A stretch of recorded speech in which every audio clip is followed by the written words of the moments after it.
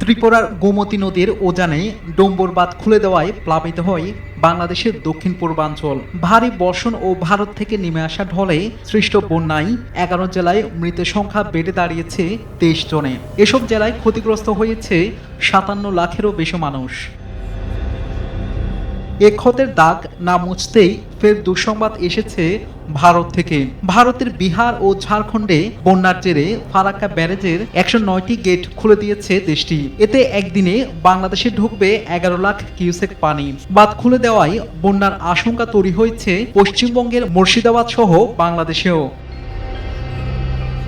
নদ নদী বিষয়ক গবেষণা প্রতিষ্ঠান রিভারাইন পিপলের পরিচালক জানান, ফারাক্কার গেট খুলে দেওয়ার বিষয়টি খুবই বিপজ্জনক। এর ফলে দেশের রাজশাহী, চাঁপাইনবাবগঞ্জ, পাবনা, সিরাজগঞ্জ, কুষ্টিয়া, রাজবাড়ী ও মানিকগঞ্জ সহ আশপাশের জেলাগুলোতে প্লাবিত হবে বলে আশঙ্কা করা হচ্ছে।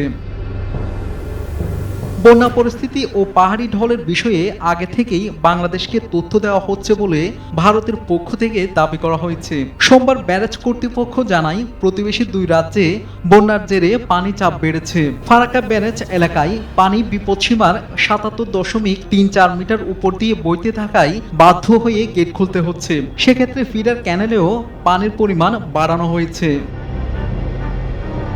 শাহাদাত শাওন, RTV।